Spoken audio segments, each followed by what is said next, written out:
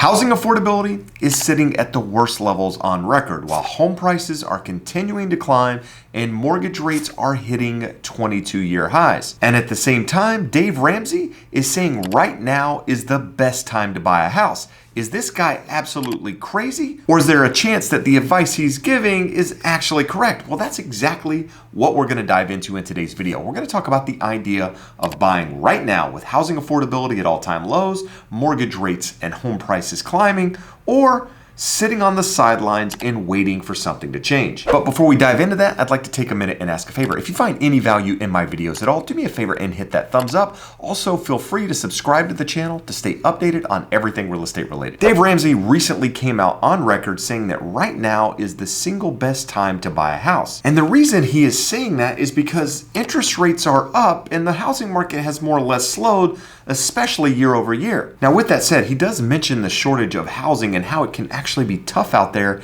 to get a home under contract. But he goes on to say, if you can find one, regardless of what the interest rate is, you should actually buy it. Now, with that said, he does have some stipulations in place. He believes that you should be completely out of debt before buying any home, on top of having your emergency fund in place. Now, we're going to talk about those items here in just a minute, but I want to keep talking about the idea of buying right now with interest rates high. Because Dave believes that high interest rates shouldn't necessarily stop a first-time home buyer from buying a home. And that's because he says if later interest rates come down, you're not stuck. He says just refinance, dump the old mortgage that you had at 6 or 7% and essentially refinance into a new loan. Now, with that said, I agree with Dave to some extent. I believe that interest rates shouldn't necessarily keep you from buying. Now, I know there's a lot of people out there at the moment looking at high interest rates and comparing it to where they were a couple of years ago, with interest rates in the high 2s and low 3s. Because quite frankly, you can have payment shock when comparing it to back then. As a potential homeowner who has considered buying another property, I can speak from experience as someone who has an interest rate at 2.99% currently, and then looking at where interest rates are today at 6 and 7% and thinking, not only is the home that I'm buying more expensive, but my payment is going to be considerably more because interest rates have more than doubled. But the reason Dave believes that you shouldn't worry about the interest rate actually makes a lot of sense. He believes that if you buy now, you have today's interest rate locked in.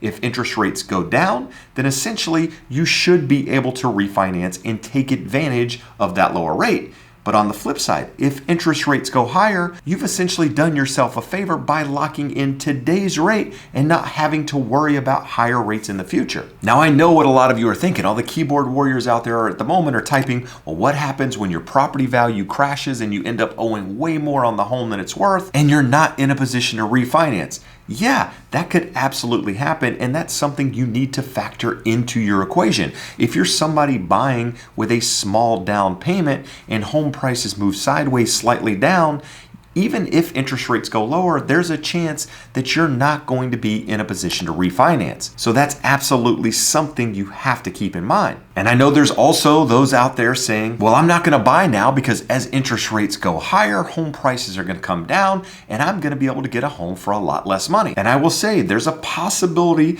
of interest rates going higher and home values may be coming down a little bit. But we've already seen interest rates go up and home prices have actually not really gone down. They've more or less stabilized and gone up in many markets out there. And that's primarily due to the lack of inventory out there in the market. You probably heard me earlier in the video where Dave mentioned there's actually a shortage of housing, and that hasn't changed. In fact, in many markets out there, it's only gotten worse as inventory levels continue to decline. So yes, there's a chance that rates go higher. Yes, there's a chance that home prices go down slightly, but I don't see in any way that home prices are going to crash. Now, I know a lot of people out there are saying, Jeb, it's better to buy a lower priced home with a higher rate than it is to buy a higher priced home with a lower rate, because you can always pay your home off quicker when you owe less money on the home. And that's absolutely correct. Ideally, you would like to buy the cheapest home possible or the least expensive home possible with a higher rate than buying the most expensive home at a lower rate for that very reason. But here's the thing. While most people think that, no one actually executes. No one follows through, at least based on my experience, and pays down their mortgage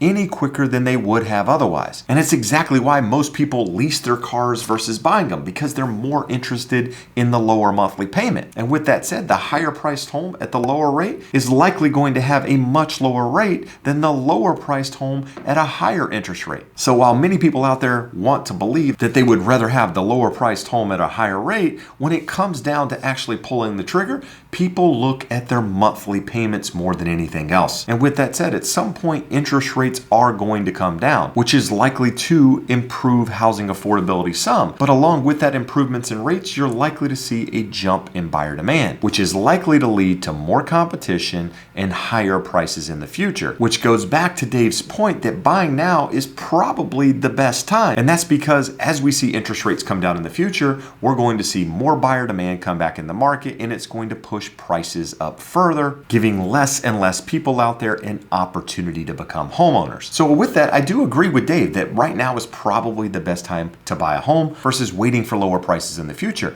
But there are some things that Dave believes that you need to have in order to be a buyer in this market that I don't necessarily agree with. I believe all of these things are really good principles if you can do them, but for many areas of the country, especially those high cost markets like California, New York, as well as parts of Florida, it can be very, very difficult to follow these principles, and getting too caught up in the principles might actually keep you from becoming a homeowner. Now, Dave believes that you should be debt-free with an emergency fund. Now, I agree that you should have an emergency fund. You should have funds on the side in reserve on top of your down payment, on top of your closing costs for a rainy day. If you lose your job, if something happens to the house, you have some money there to be able to make your payments, to be able to make those repairs. That's a really good principle to live by. You absolutely shouldn't be buying a home if you have no other money outside of your down payment and closing costs. In fact, if you're one of those people out there that's getting down payment assistance, you're getting the seller to pay your closing costs, and you have no other money,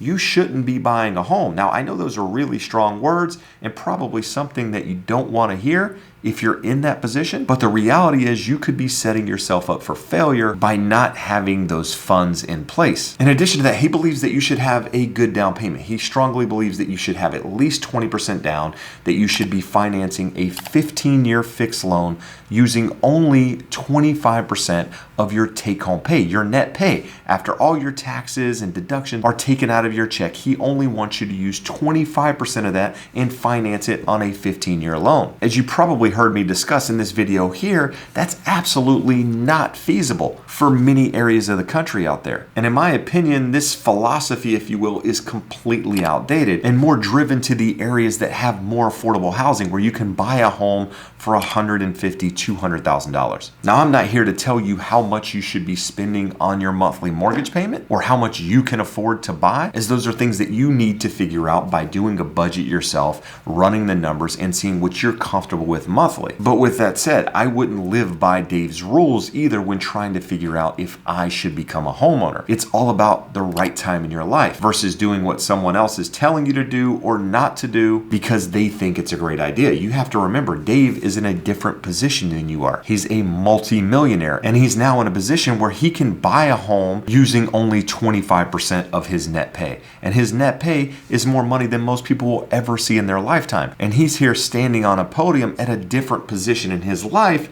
trying to give advice to the masses, when if the masses followed it, no one would become homeowners. But there is another rule that I do agree with when it comes to Dave's advice, and that's being in the home for a period of time. Because home prices have moved up so much over the last couple of years, you want to have a longer term time horizon, not because the housing market's going to crash, but because there's a really good chance that home prices move sideways for an extended period of time. And by having that longer term time horizon, it allows you to withstand any bumps in the road versus someone buying a home now thinking that they're going to sell it in a year and use that money to buy another home. Hopefully, that actually all works out and you're in a position to do that. But if home prices move sideways or slightly down during that period of time, you might end up in a home that's underwater or having to stay in a home that no longer fits your needs because you didn't have that longer term time horizon. And along with that longer term time horizon, you want to make sure that you have money in the bank, like we mentioned earlier in the video, that you're comfortable with that monthly payment and you're not stretching yourself. Now, if you want to hear some of my additional thoughts on some of Dave's other principles, do me a favor and check out this video here.